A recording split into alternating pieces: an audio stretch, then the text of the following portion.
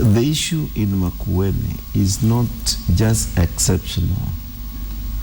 It is an issue that is affecting most of the counties. Mm-hmm. Yes. One, in Makueni, the MCAs are the most least to have traveled, like many other MCAs.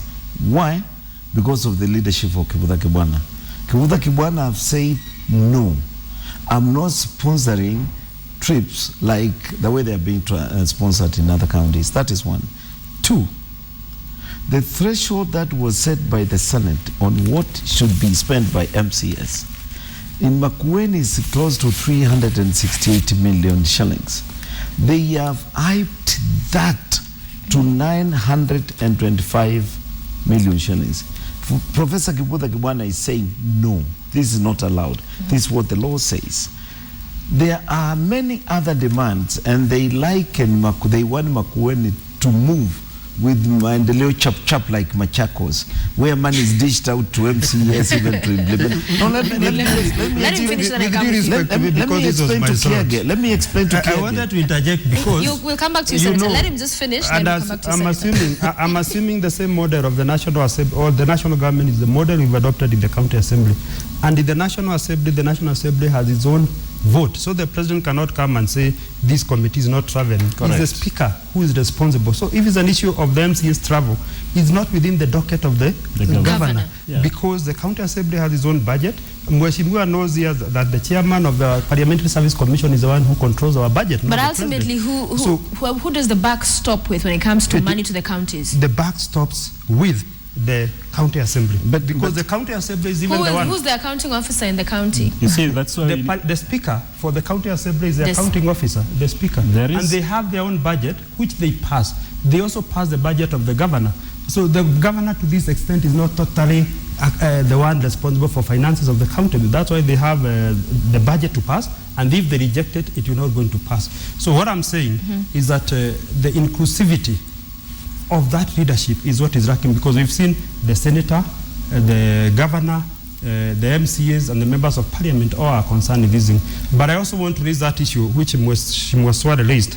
The ultimate solution is not in impeachment, because the county assemblies have been notorious with impeachments. They are trying to impeach everybody, and that has caused a lot of concern. Of course, up to now, nobody has been successfully impeached, even as the Senate has been trying to do it. Nobody has been successfully impeached in this country. So there are other avenues as opposed to taking the extreme measure of impeachment, and that's what the National Assembly has been trying to do. All right. Through the committee. So, Senator, he's saying that perhaps the governor, in trying to ensure people are not misusing money, is perhaps overstepping his mandate. Mheshimiwa, in the first place, he agreed that there is abnormal expenses which are being caused within the county. Why do we have those abnormal expenses? Because the law is not being followed. And I'm blaming not the governor, I'm blaming the speakers of the county assembly, because the speakers are the ones who control the budget of the county assembly. Point made. Yes. So where you find that there is resistance like Makueni, the governor is not dishing out money and bribing his MCAs to implement the issues that are being passed or presented by the executive within the county. The Kivutha has defied that, and that's where there are problems. Other areas, as Mheshimiwa says, when you come to National Assembly, there is order, because there's a vote which is set for this committee, this committee, this committee. When you look at what was actually released by the Auditor General recently, it shows that certain counties, starting with mine, instead of spending 200 million shillings, for example, in traveling, they spend 860 on traveling. Where did that vote come from? These are the issues which are coming up in Makueni, and that is what Professor Kivutha is trying to stop.